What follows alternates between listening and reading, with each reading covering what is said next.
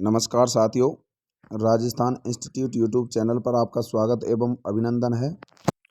तो दोस्तों, आज का हमारा केमिस्ट्री का चैप्टर रहेगा द्रव अवस्था, जिसे हम लिक्विड स्टेट बोलते हैं। तो लिक्विड स्टेट जो हमारा है यूनिट 6 में आता है। तो इसमें हम कौन कौन से टॉपिक पढ़ेंगे? इसमें हम द्रवों के गुणधर्म पढ़ेंगे, वाष्प दाब मतलब वेपर प्रेशर पढ़ेंगे, और इसमें पृष्ठ तनाव मतलब सरफेस टेंशन पढ़ेंगे। आगे आप देखोगे श्यानता, विस्कोसिटी जिसे हम बोलते हैं, ये आपके टॉपिक जो हैं इस चैप्टर में सिलेबस में हैं।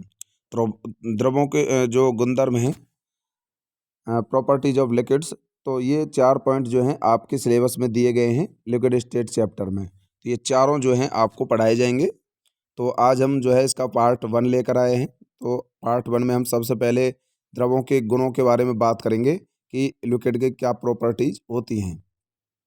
तो सबसे पहले मैं बात करता हूँ साइज और वॉल्यूम की। तो द्रवों का जो गुण है उसमें पहला है आकार एवं आयतन। ठीक है, तो आकार एवं आयतन की मैं बात करता हूँ। तो इसमें ठोस जो होते हैं सॉलिड्स और लिक्विड्स, उनमें बात करें तो आकर्षण बल सबसे ज़्यादा ठोसों में होता है। क्यों होता है? क्योंकि ठोस जो है पास पास होते हैं। इस वजह से हम कह सकते हैं कि इसका जो अट्रैक्शन फोर्स है, आकर्षण बल, वो ज़्यादा होगा। क्योंकि जितने ज़्यादा पास पास कण हैं तो इसका मतलब उनमें आपस में ज़्यादा अट्रैक्शन हो रहा है। ठीक है, इस वजह से वो ज़्यादा मजबूती से बंधे हुए हैं। और द्रव जो होते हैं उनका आकर्षण बल कम होता है। कम होने के वजह से वो क्या होते हैं, फैले होते हैं, दूर दूर होते हैं, उनके पार्टिकल्स थोड़े दूर दूर होते हैं ठोसों से, कम आकर्षण बल उनमें होने के कारण। अब देखिए, मैंने ठोसों की बात करी है तो ठोसों का आकर्षण बल ज़्यादा हो गया। ये ऊपर को जो मैंने निशान बनाया है इसका मतलब ज़्यादा होना।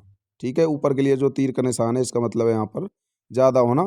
तो इनका आकर्षण बल ज़्यादा होने की वजह से इनमें जो है आकर्षण बल ज़्यादा है। इस वजह से इनका आकार जो है वो कैसा है, निश्चित है, एक निश्चित शेप हो गई इनकी। ठीक है, तो आगे इसमें देखते हैं हम द्रवों की बात करें तो द्रवों का आकार जो है अनिश्चित होता है। क्यों होता है? क्योंकि इनका आकर्षण बल कम होता है। आकर्षण बल कम होने के कारण इनके द्रव के पार्टिकल थोड़े जो है ठोस की बराबर सॉलिड ठोस के बराबर जो है वो नज़दीक नहीं होते हैं। तो ये बात आपको समझ में आ गई होगी। आकार की बात करूँ तो आकार जो है ठोसों का निश्चित होता है, निश्चित आकार होता है इनका। जबकि जो द्रव होते हैं इनको जिस पात्र में हम रखेंगे उसी का ये आकार ग्रहण करती हैं। ठीक है, जिस भी कंटेनर में हम रखें इनको उसी तरह का जो है ये साइज चेंज कर लेती हैं लिक्विड्स। जबकि ठोस तो उनका एक निश्चित साइज होता है। जैसे लोहे की छड़ है तो लोहे की छड़ी रहेगी, और कोई लोहे का गोला है तो गोला ही रहेगा। जबकि लिक्विड जो होते हैं इनको जिस जैसे कटोरे में रखा तो कटोरे जैसे आकार हो जाएगा, जग में रखा तो जग जैसा आकार हो जाएगा। तो द्रव जो है इनका आकार निश्चित नहीं होता है। जबकि जो सॉलिड होते हैं, ठोस होते हैं, उनका आकार निश्चित होता है क्योंकि उनमें आकर्षण बल ज़्यादा होता है। तो ये पहला गुण हो गया दोनों का। हम बात करें द्रव का, द्रव और ठोस की मैंने बात करी है, तो पहला गुण क्या हो गया इनका, आकार एवं आयतन। तो द्रवों का गुण की बात करें हम तो आकार एवं आयतन ये पहला गुण है, जिसमें ठोस और द्रवों के बारे में मैंने बता दिया। आकर्षण बल किन में ज़्यादा होता है। अब ठोस और द्रव की मैंने तुलना कर ली, अब मैं लिक्विड और गैस की तुलना करता हूँ। तो द्रव और गैस की तुलना करूँ तो द्रव और गैस में बात करूँ तो मैं आकर्षण बल गैस से ज़्यादा किस में होता है, द्रव में होता है। यहाँ पर गैस और द्रव की तुलना कर रहे हैं तब आकर्षण बल ज़्यादा है द्रव में। ठीक है, और गैसों में आकर्षण बल कम होता है। इस वजह से गैस के पार्टिकल जो होते हैं बहुत दूर दूर होते हैं। ठीक है, तो इसमें जो है आकर्षण बल द्रव में ज़्यादा हो गया। इस वजह से इसका आयतन भी निश्चित मान लेते हैं हम गैस की तुलना में। और आयतन जो है इसका, गैस की बात करें तो गैस का आयतन जो है अनिश्चित होता है। ठीक है, तो ये आपको पता होगा क्योंकि गैस को जैसे सिलेंडर में हम भरवाते हैं तो इसके पार्टिकल बहुत दूर दूर होते हैं, क्योंकि आकर्षण बल उन कणों के मध्य कम होता है। तो यहाँ पर बात करूँ मैं द्रव और गैस की, तो द्रव और गैस में ज़्यादा जो होता है वो द्रव में होता है आकर्षण बल। इतना आपको समझ में आ गया होगा। तो ये मैंने अभी तक आपको बताया है कि द्रवों में सबसे ज़्यादा जो आकार और आयतन होता है वो यहाँ पर मैंने आपको बता दिया। ठोस और द्रवों की तुलना करके पूछे हो आपसे, तब तो आपको ठोस में बताना है आकर्षण बल। और आपसे द्रव और गैस की पूछी जाए तो इनमें आकर्षण बल द्रव का ज़्यादा होता है। ये कॉन्सेप्ट आपको समझ में आ जाना चाहिए। और आकार किसका निश्चित होता है, किसका निश्चित होता है, ये भी आपको समझ में आ गया होगा। दूसरी प्रॉपर्टी है उसकी हम बात करते हैं, वो है घनत्व। पहली मैंने आपको बताई है आकार एवं आयतन, द्रवों के गुणधर्म चल रहे हैं जिनमें मैंने आपको पहला पॉइंट बताया है आकार एवं आयतन। सेकंड है डेंसिटी मतलब घनत्व। तो डेंसिटी की मैं बात कर रहा हूँ यहाँ पर, तो ये तीन तरह से आपको ध्यान रखना है। सबसे ज़्यादा जो डेंसिटी होती है वो ठोसों की, सॉलिड की होती है, फिर लिक्विड की होती है, फिर गैस की होती है। ठीक है, तो सॉलिड, लिक्विड और गैस, ठोस, द्रव और गैस। तो ठोसों की सबसे ज़्यादा जो है घनत्व होगा, उसके बाद द्रवों का, फिर उसके बाद गैस का। तो ये तीनों आपको याद रखना है। ये क्रम पूछा जा सकता है कि सबसे ज़्यादा डेंसिटी का क्रम कौन सा है, तो आपको ये ध्यान रखना। आपसे उल्टा करके भी वो पूछ सकता है, गैस का ज़्यादा लिख दे, द्रव लिख दे, फिर ठोस लिख दे, तो ये ध्यान रखना वो गलत होगा। गैस का तो सबसे कम होगा, ठीक है, उसके बाद सबसे ज़्यादा ठोस का होगा और द्रव का इनके मध्य होगा। यहाँ पर हम बात करें एग्जाम्पल के लिए, जैसे मैं बात करता हूँ यहाँ पर, आदर्श गैस का एक एटीएम, एटीएम का मतलब होता है एटमॉस्फेयर, मतलब वायुमंडलीय दाब, ठीक है। एक एटीएम पर 100 डिग्री सेंटीग्रेड, 100 डिग्री सेंटीग्रेड पर घनत्व जो है 0.00059 ग्राम प्रति सेंटीमीटर क्यूब होता है। तथा बात करें हम जल का, एक एटीएम पर 100 डिग्री सेंटीग्रेड पर घनत्व जो होगा वो 0.958 ग्राम पर सेंटीमीटर क्यूब होता है। तो यहाँ पर आपको ये समझ में आ गया होगा कि आदर्श गैस का एक एटीएम पर 100 डिग्री सेंटीग्रेड पर जो घनत्व होगा वो ये होगा 0.00059, और यहाँ पर है 0.958, 958, ठीक है। तो ये घनत्व भी आपको याद रखना है, आदर्श गैस का याद रखना है, ऊपर दे रखा है जो मैंने आपको बताया है 0.00059, और नीचे जल का एक एटीएम पर 100 डिग्री सेंटीग्रेड पर 0.958, ठीक है। तो ये आपको डेटा याद रखना होगा। अब यहाँ पर मैंने आपको बताया है, अतः जल का जो है गैस से 1600 गुना, 1600 गुना अधिक सघन होगा। सघन का मतलब जो की बात करूँगा, तो सघन का मतलब होता है पास पास होना, नज़दीक होना पार्टिकल्स का, ठीक है। तो यहाँ पर जो जल जो होता है वो गैस से 1600 गुना अधिक इसके पास पास होते हैं पार्टिकल्स गैस से, ठीक है। तो 1600 गुना अधिक सघन होता है जल, वाटर, गैस की तुलना में। तो ये आपको समझ में आ गया होगा। वाटर जो होता है गैस के कंपेयर में ज़्यादा क्लोज होता है, सघन होता है, ठीक है, ज़्यादा जो है उसमें क्लोजपन पाया जाता है, मतलब जो ज़्यादा इसके पार्टिकल्स पास पास होते हैं। तो दूसरी प्रॉपर्टी की मैंने बात कर ली यहाँ पर, घनत्व। फर्स्ट मैंने बात करी थी आपसे आयतन और आकार, और दूसरा घनत्व हो गया। तीसरी द्रवों की प्रॉपर्टी होती है, वो मैं बात करता हूँ विसरण के बारे में। तो यहाँ पर अब विसरण आपको दिखा देता हूँ। विसरण की बात करूं तो मैं विसरण में द्रवों को मिलाने पर उनको मिश्रित करने को ही हम विसरण कहते हैं, ठीक है।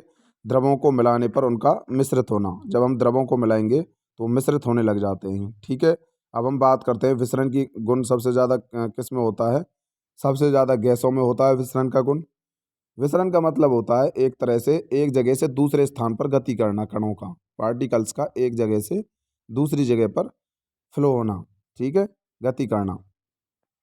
यहाँ पर गैसों की बात करें तो इनकी जो विसरण की जो प्रॉपर्टी होती है वो ज़्यादा होती है, उसके बाद लिक्विड की होती है, फिर होती है यहाँ पर ठोस की। विसरण को इंग्लिश में बोलते हैं डिफ्यूजन, ठीक है। तो यहाँ पर आपको ध्यान रखना है, सबसे ज़्यादा डिफ्यूजन की जो प्रॉपर्टी वो गैसों की होगी, फिर लिक्विड की होगी, फिर सॉलिड की होगी। अब देखिए विसरण का मतलब होता है डिफ्यूजन। डिफ्यूजन में क्या होता है, पार्टिकल्स एक जगह से दूसरी जगह पर गति करते हैं।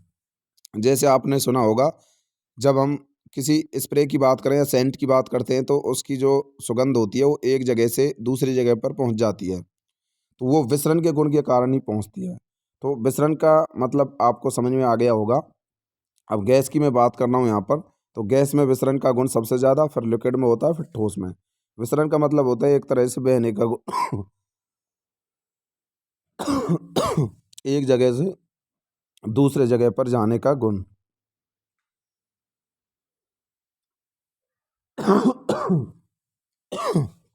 दोस्तों थोड़ी तबीयत ख़राब है, इस वजह से आपको प्रॉब्लम हो रही होगी, डिस्टरबेंस, लेकिन फिर भी आपको पढ़ा रहा हूँ।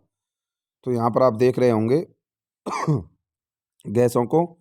तो गैस जो होती हैं उनमें आकर्षण बल कम होता है, ये मैंने आपको बताया था, क्योंकि इनके पार्टिकल दूर दूर होते हैं। आकर्षण बल का मतलब होता है अट्रैक्शन। अट्रैक्शन जब कम होता है तो पार्टिकल दूर दूर भाग जाते हैं, ठीक है। अट्रैक्शन ज़्यादा होगा तो कण जो है पार्टिकल जो है पास पास रहेंगे। लेकिन गैसों में आप सभी को पता है कि पार्टिकल दूर दूर होते हैं, तभी तो इनको हम जैसे गैस हमने जो है सिलेंडर में भरवाई, तो सिलेंडर जो होगा वो उसमें पार्टिकल जो होंगे वो दूर दूर होंगे, तभी तो इतने बड़े सिलेंडर में उनको भरवाते हैं। तो यहाँ पर आपको समझ में आ गया होगा, गैस जो होते हैं उसके पार्टिकल्स कम दूर दूर होते हैं, क्योंकि उनमें आकर्षण बल कम होता है। आकर्षण बल और जो विसरण होता है वो एक दूसरे का जो है विपरीत होता है, उल्टा होता है। ठीक है, जब आकर्षण बल कम है तो विसरण क्या होगा, उसमें ज़्यादा होगा। ठीक है, तो डिफ्यूजन इसका ज़्यादा हो जाता है गैस का। जबकि उसके बाद द्रव का होता है डिफ्यूजन, क्योंकि उसमें द्रव में थोड़े जो है इससे ज़्यादा आकर्षण होता है गैस से पार्टिकल्स के मध्य। उससे सबसे ज़्यादा जो अट्रैक्शन होगा पार्टिकल्स में वो ठोस में होता है। ठीक है, तो सबसे ज़्यादा आकर्षण ठोस में होता है, इस वजह से डिफ्यूजन जो है सबसे कम किस में होगा, ठोस में होगा।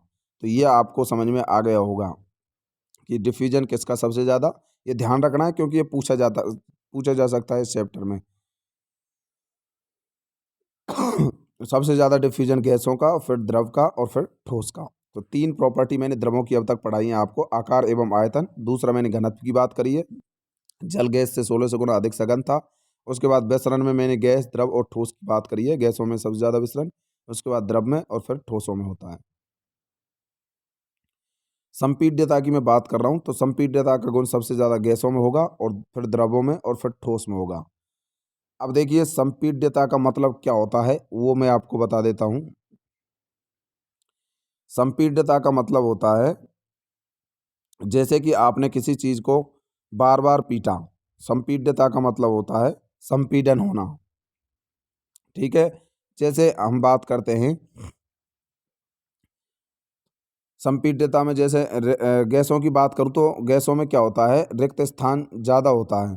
तो रिक्त स्थान ज़्यादा होगा क्योंकि गैसें दूर दूर होती हैं। इस वजह से उसमें संपीड्यता ज़्यादा पाई जाती है। ठीक है, तो संपीड्यता का गुण सबसे ज़्यादा जो होता है वो किस में होता है, गैसों में होता है, क्योंकि गैसों में रिक्त स्थान ज़्यादा पाया जाता है। संपीड्यता का मतलब होता है एक तरह से जब हम किसी चीज़ में जो है उसमें चोट मारेंगे तो उसके पार्टिकल्स इधर उधर भागेंगे।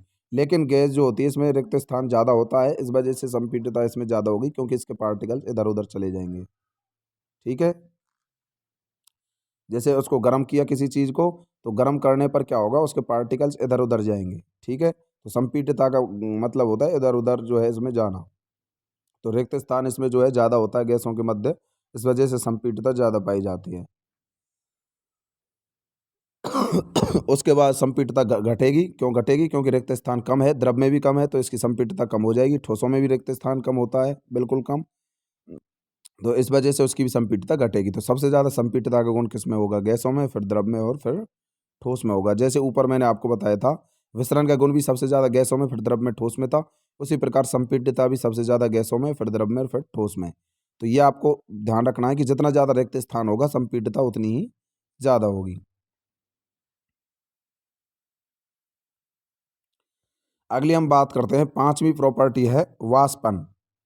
ठीक है, वाष्पन का मतलब जो होता है पानी का वाष्प के रूप में, वेपर के रूप में चेंज हो जाना। ठीक है, वाटर का वेपर के रूप में चेंज होने को हम वाष्पन कहते हैं। तो रूम टेम्परेचर की बात करें हम, कमरे की ताप की, तो उस पर द्रव जो होता है उसका गैस में बदलना, यह द्रवों का एक विशिष्ट गुण माना जाता है। ठीक है, एक स्पेशल कैरेक्टर है। तो वाष्पन आपको समझ में आ गया होगा, कमरे के ताप पर द्रव का गैस में बदलना क्या कहलाता है, वाष्पन कहलाता है। और इस वाष्पन के द्वारा ही जो वाटर होता है, लिक्विड होता है कोई भी, वो वेपर में चेंज हो जाता है। ये भी द्रवों का एक महत्वपूर्ण प्रॉपर्टी है। उसके बाद सिक्सवीं प्रॉपर्टी है पृष्ठ तनाव, उसके बारे में मैं जो है आपको बात करने वाला हूँ। उसके बाद श्यानता, ये भी एक लिक्विड की प्रॉपर्टी है। तो ये सभी पृष्ठ तनाव, श्यानता, वाष्पन और आपको मैंने बताया संपीड्यता, उससे पहले मैंने आपको बताया घनत्व, विसरण, तो तो ये सभी आपके जो हैं द्रवों के गुणधर्म हैं। तो मैंने पहला टॉपिक आपको पढ़ाया है आज, द्रवों के गुणधर्म, जिसमें मैंने सबसे पहले आपको पढ़ाया था आकार एवं आयतन। उसके बाद मैंने आपको पढ़ाया है, यहाँ पर आप देखोगे, घनत्व। उसके बाद मैंने आपको समझाया है यहाँ पर विसरण। उसके बाद मैंने समझाया आपको संपीड्यता। उसके बाद वाष्पन, फिर पृष्ठ तनाव और फिर श्यानता। तो ये 7 पॉइंट आपको मैंने बताए हैं द्रवों के गुणधर्म में, जो कि आपका एक फर्स्ट पॉइंट था इस चैप्टर में लिक्विड स्टेट में। तो ये द्रवों के गुण आपको मैंने करवा दिए हैं, अब इनको हम विस्तार से पढ़ेंगे। तो यहाँ पर सबसे पहले हम बात करते हैं आज हम वाष्प दाब की, वेपर प्रेशर की। तो वेपर प्रेशर क्या होता है ये भी मैं आपको एक बार समझा देता हूँ। जैसे मैंने ये कोई पात्र लिया, कंटेनर लिया, इसमें मैंने लिक्विड को भर दिया, ठीक है। तो नीचे मैंने यहाँ पर आप देखोगे लिक्विड भरा, तो लिक्विड भरा तो इसमें ऊपर से मैंने इसको बंद कर दिया, ठीक है। ऊपर से इस पर कोई मैंने बर्तन रख दिया या उसको मैंने बंद कर दिया, तो और नीचे से मैं इसमें हीट दे रहा हूँ, ठीक है। नीचे से इसको मैं गर्म कर रहा हूँ, ठीक है। तो नीचे से मैंने इसमें हीट दी, तो जो लिक्विड होगा वो किस में चेंज हो जाएगा, वाष्प में चेंज हो जाता है। इसका जो लिक्विड था वो किस में चेंज हो गया, वाष्प में। तो ऊपर मैंने ये वाष्प दिखा रखी है आपको, ये छोटे छोटे से बना के ऊपर ये वेपर वेपर आपको दिखा रखी है मैंने वाष्प। नीचे वाटर भरा हुआ है, ये वाटर ऊपर चेंज हो गया वेपर में। अब क्या होता है, जैसे यहाँ पर मैंने आपको दिखा रखा है, ये वेपर में चेंज हो गया। अब दोबारा जो ऊपर वाष्प था, वेपर बनी थी, वो वाष्प जो है ऊपर से नीचे की ओर क्या करती है, एक दाब लगा रही है, ठीक है। क्योंकि ऊपर कंटेनर से बंद है, तो इस वजह से ऊपर जो है इकट्ठी ये ज़्यादा हो गई वाष्प, तो नीचे की ओर ये क्या लगाती हैं, दाब लगाएंगी। और नीचे की ओर जो दाब लगाती है उसे ही हम वाष्प दाब बोलते हैं, वाष्प का दाब। तो ये बात आपको समझ में आ गई होगी। वाष्प और द्रव जो है आपस में बदलते रहते हैं इसमें, क्योंकि जब इसको नीचे से गर्म करेंगे तो द्रव जो है वाष्प में बदलेगा, और बाद में फिर जब इसको ठंडा करेंगे तो वाष्प वापस द्रव में बदल जाती है इस कंटेनर के अंदर, क्योंकि ऊपर से ये बंद है। तो इतना आपको समझ में आ गया होगा। जब इसको नीचे से हीट दिया तो ये जो लिक्विड भरा था इसमें वो किस में चेंज हो गया, वो जो है लिक्विड में चेंज वेपर में चेंज हो गया लिक्विड। और वेपर ने ऊपर से नीचे इस वाटर की जो सरफेस थी उस पर दोबारा से दाब लगाया, और इस दाब को नाम दिया मैंने वाष्प दाब या वेपर प्रेशर, जो कि एक लिक्विड्स का एक विशिष्ट गुण माना जाता है वाष्प दाब। ये द्रवों का ही एक गुण है, ठीक है। तो ये पूछा जा सकता है, क्योंकि द्रवों के गुणधर्म में आपको टॉपिक दिया हुआ है द्रवों का गुणधर्म, तो उसमें मैंने आपको 7 पॉइंट बताए थे, उनमें वाष्प दाब भी एक पॉइंट था। अब जल का सामान्य क्वथनांक कितना होता है, 100 डिग्री सेंटीग्रेड पर जल उबलता है, मतलब 373 केल्विन ताप इसे हम कह सकते हैं।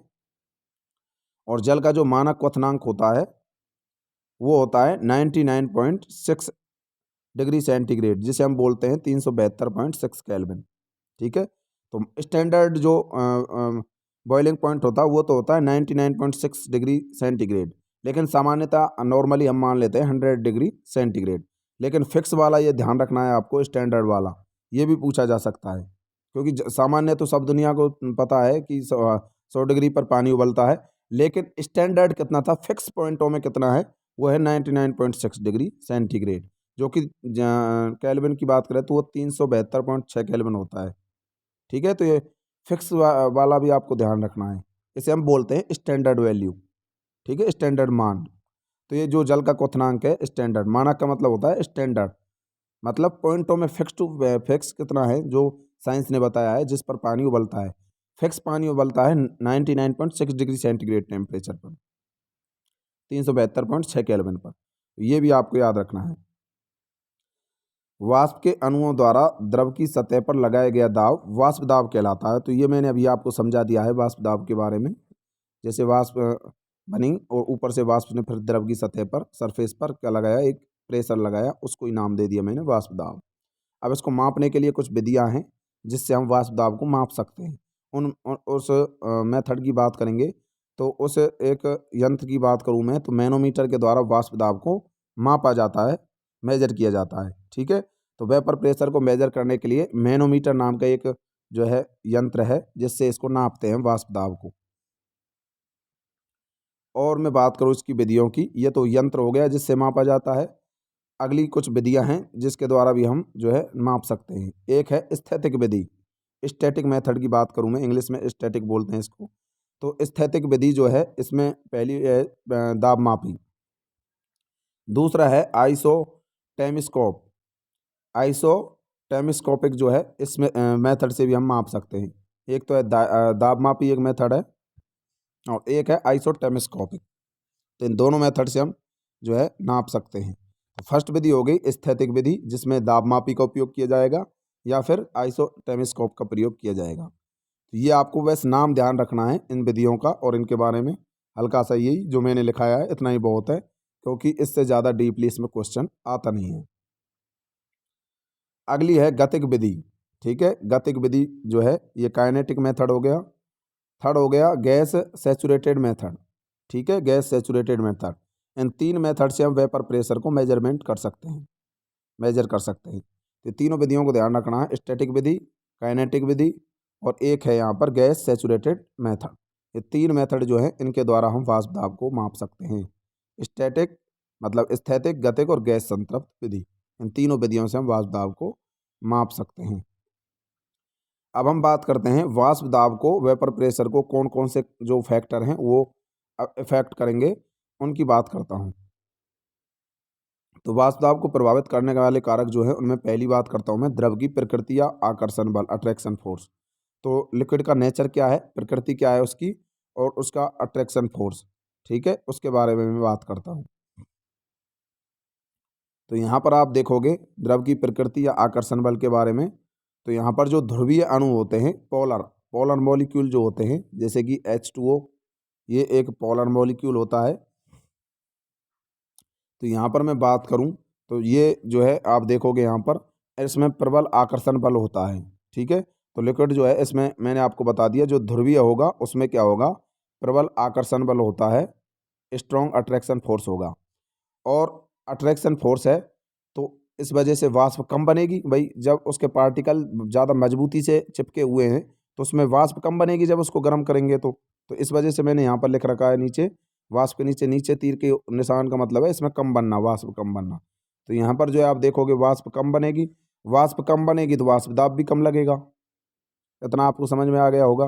भाई जितने पोलर मॉलिक्यूल होते हैं, ध्रुवीय अणु जो होते हैं, जो आपस में यहाँ पर दिखा रखा है मैंने, जल के अणु जो आपस में चिपके हुए हैं, कोई भी जल का अणु, तो उनमें प्रबल आकर्षण बल होगा, इस वजह से वाष्प कम बनेगी तो वाष्प दाब भी कम लगेगा। तो ये ध्रुवीय अणुओं की बात कर ली मैंने, तो उनमें वाष्प दाब क्या होता है, कम लगता है। जबकि मैं अध्रुवीय की बात करूँ जैसे बेंजीन, ठीक है, तो अध्रुवीय अणु जैसे कि बेंजीन, इसमें आकर्षण बल वीक होता है, अट्रैक्शन फोर्स दुर्बल होगा। तो दुर्बल होगा तो इसमें वाष्प ज़्यादा बनेगी, गर्म करेंगे तो इसके अणु जो है आसानी से वाष्प में बदल जाएंगे, क्योंकि इसमें जो है मजबूती कम है कणों के मध्य, दुर्बल आकर्षण बल से बंधे हुए हैं। इस वजह से वाष्प ज़्यादा बनेंगे, और वाष्प ज़्यादा बनेगी तो वाष्प दाब भी क्या होगा, ज़्यादा लगेगा। भाई वाष्प ज़्यादा बनेगी तो कंटेनर में मैंने बताया आपको वाष्प ज़्यादा बन रही है तो नीचे उसकी सतह पर दाब भी ज़्यादा लगाएंगी तो वाष्प दाब ज़्यादा होगा इसका बेंजीन का। ठीक है, तो ध्रुवीय अणु जितने होंगे उनका वाष्प दाब कम होगा और अध्रुवीय अणुओं का वाष्प दाब ज़्यादा होगा। तो ये मैंने आपको समझाया अभी तक। अध्रुवीय जो होते हैं उनका वाष्प दाब जो है ध्रुवीय से ज़्यादा होता है, क्योंकि ध्रुवीय जो अणु होंगे उनमें आकर्षण बल स्ट्रॉन्ग होता है अध्रुवीय की तुलना में। तो यहाँ पर ये आपको पूछा जा सकता है कि अध्रुवीय और ध्रुवीय अणुओं में वाष्प दाब किसका ज़्यादा होगा, अध्रुवीय अणुओं का ज़्यादा होता है। यहाँ पर मैंने आपको द्रव की प्रकृति के बारे में बताया है, नेचर ऑफ लिक्विड। अगला है टेम्परेचर। टेम्परेचर की मैं बात करूँ तो द्रवों की बात करूँ तो लिक्विड के लिए जो है टेम्परेचर ज़्यादा होगा, और ज़्यादा जैसे टेम्परेचर बढ़ाया मैंने लिक्विड के लिए, टेम्परेचर बढ़ाने पर क्या होगा, काइनेटिक एनर्जी बढ़ जाएगी। भाई ताप बढ़ाने पर गतिज ऊर्जा बढ़ती है, ये बात आपको पता होगा, क्योंकि जब ताप बढ़ाएंगे तो अणु जल्दी जल्दी गति करने लग जाते हैं, जल्दी जल्दी गति करे रहे, इसका मतलब उसकी गतिज ऊर्जा ज़्यादा हो गई। अब गतिज ऊर्जा ज़्यादा है तो इसका मतलब जो है उसमें आकर्षण बल कम है, तभी तो गतिज ऊर्जा ज़्यादा है, क्योंकि आकर्षण बल होता तो बंधे होते पार्टिकल्स, कण आपस में, कण बंधे होते तो पर वो गति क्यों करते तेज। लेकिन गतिज ऊर्जा ज़्यादा है तो इसका मतलब आकर्षण बल 100% कम होगा, इस वजह से अणु गति कर रहे हैं तेजी से, तभी तो गतिज ऊर्जा ज़्यादा है।